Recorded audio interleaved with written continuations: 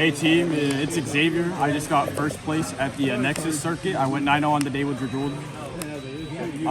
Today I'll be displaying my deck profile. Let's do it. Alright, so starting off with the ride line, it's very standard 0, the 1, the 2, and the 3. Again, just the standard Drajeweled ride line. For my grade 4s, obviously just 4 Ignis, you know, gets the job done, run it at 4. Obviously for consistency, the whole deck goes bird. Nocturzio, new card, great support. Obviously he's also run out of 4. This card saved so many games for me today, especially when I had to guard early. This card, discarding it, specifically comboing it with the grade 2 ride skill and sequencing it to soul charge, draw, and then draw again because I discarded that. The double draw, essentially a pot of greed, was very helpful in replenishing my hand after having to guard early because Drajeweled does not like getting rushed. It is very hard, you know, playing the deck at high damage. And then of course one Ristal Galer, good card. Not really much to say about it. Same thing with 4-bet all, other than this card's crazy expensive. Don't know why, but you know, $70 triple rare. Love that. With the grade 2s, I am playing 3 of the Servant Falcracia. Now, before the circuit tournament, I was actually going to bring 2 Falcracia and 1 Impusa, but I decided to change that last minute. And the reason being is her first skill going second allowed me to fix my soul from drop zone without having to waste CB or needing a second Nocturzio in hand to shove one back, you know, after I discarded 1 to ride. And then obviously it's just big number, giant number. If I have to discard Ignis's early, she's just a 30k beater for the battle. And on the grade 4, she's great, big number, and then goes into soul and draw. So good Dark States and Lit Pulse. And you really value making a pressured turn 3, right? I value having a pressured turn 3. There's also something I do with the grade 2s on the grade 2 turn. I like to rush, and I'll go into that in depth.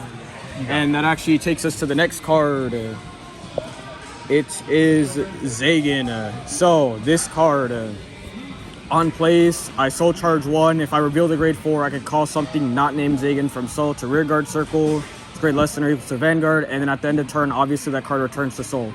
So this card was allowing me to put on pressure in certain matchups where I want to apply pressure early without using the most amount of hand. It essentially felt like a Chrono Jet rush where I build a board for free essentially, and at the end of the turn, you know, I don't get punished for returning the card back, and that it's also helpful if I'm going second into a deck that has, like, you know, retiring abilities or Youth Burk, the full black. He couldn't bottom deck the Rock Auger that I had called out. And then obviously the second skill is just good. It's a 10k booster. All I need to do is get to Drajeweled. Magic numbers. Well, I guess quote unquote magic. Quote unquote magic numbers. Zeros. And then of course the MVP of the deck. I don't know, you know, what else to say about this besides I feel like he deserves his own DSR. This card's amazing. If you're not running him, please run him. It is worth the money. It is worth the 50 a copy. This card is, yeah, this card is just number restand. It is very essential for the deck to work. It's everything. Yeah. Without this card in my games, I was actually struggling. It was hard to keep tempo at times. Granted, I won, but it was very hard to match tempo without seeing this card and just having to rely on Varpula restands. And then, speaking of Varpula, going into the grade 1s, run 4 Varpula, which is, I guess, the grade 1 version of Impusa, except it's 1,000 times better. Because he can restand anything, right? He can restand anything, and the drawing is nice, and it also goes into soul, so it's a little bit of soul fixing as well. It's like Inlet Pulse and Pusa. It is an Inlet Pulse and Pusa. One good thing about the deck is almost everything draws, so you never really feel punished for committing cards to the board unless you can't use their skills. And he can be used turn 3, right, with normal He can be used turn 3. He could even be used going first. Unlike Rock Auger, which has the grade restriction, he does not have a restriction on the restand. The only requirement to restand besides obviously paying the 4 soul, is to reveal a grade 4, either have it on Vanguard Circle or reveal it from hand. So obviously you want to mull for your Ignis, and if not, you hopefully draw it on the right up. You have top 7 checkers for it. So, you know, this cost is not very hard to get to at all. Gotcha. And speaking of top 7 searching, it is what everyone here decides to call the pig. I mean, it's a dragon, but, you know, I kept hearing, oh, it's the pig.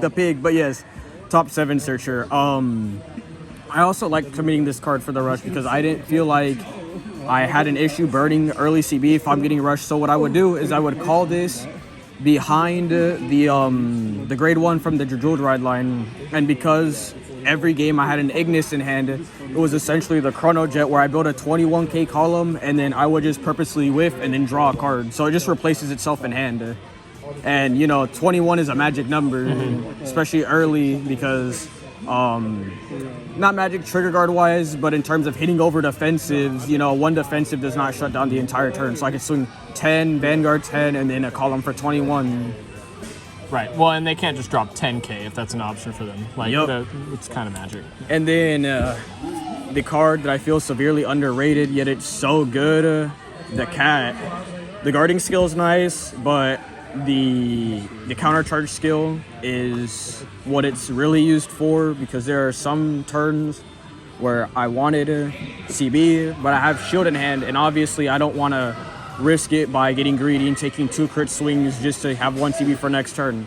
So having this ability to counter charge while being able to still utilize my guards was very impactful. And there were also a couple games where I would get swung at for 30,000 and just being able to drop 1 card on this, since I am running draws and not fronts, it was very helpful. And then obviously top off the grade 1s, 4 PGs, no Sanctitude because it's a grade 4 deck. Unlike some JP lists, what they do with Bastion, you can't get away with running the 1 Sanctitude because you have to ride Ignis for this deck to feel strong. So, you know, just 4 vanilla PGs.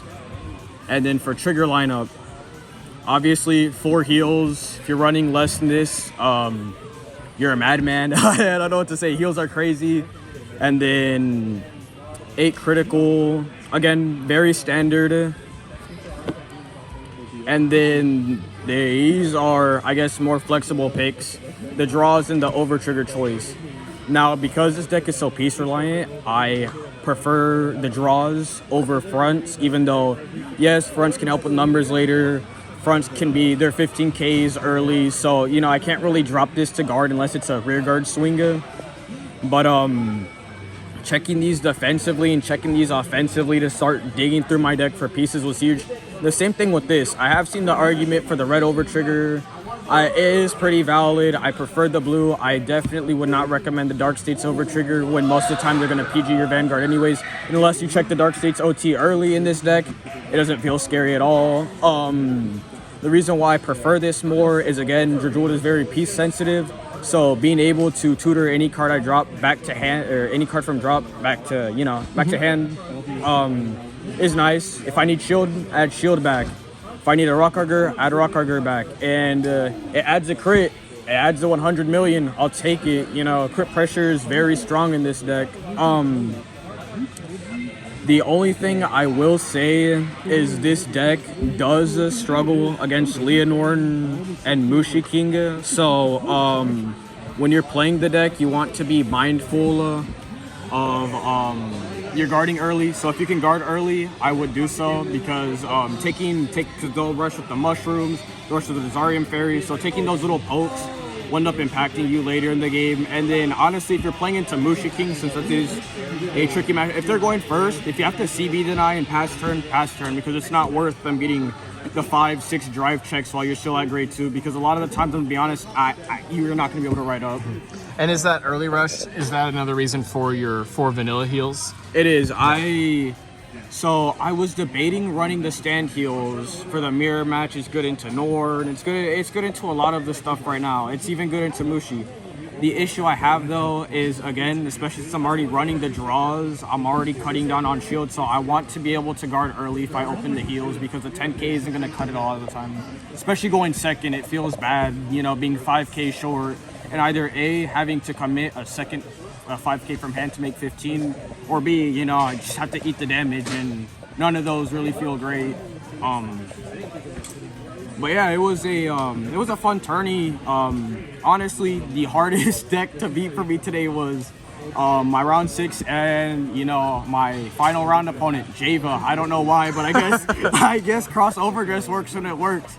His one of Garo tech was putting in lots of work, but yeah.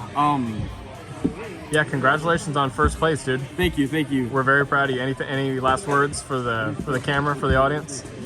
Honestly, I would recommend if you already have the deck built, and I know the promos are hard to find, but if you already have everything but the promo, yes, it's kind of pricey, but I would recommend just going all the way for the efficiency and picking up the promo, because there's not really a lot of replaceable options for her. She's just too good to pass up.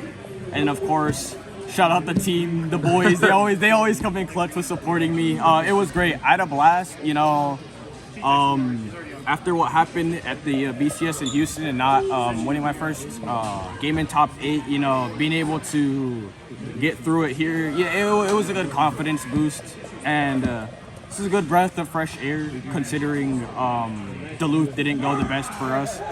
But yeah, I had a blast. Yep. Won some money, you know. Thanks for the deck profile, and thanks for showing off that bling, buddy. That max rarity class. Very beautiful. Congratulations, man. Thank you. I appreciate it.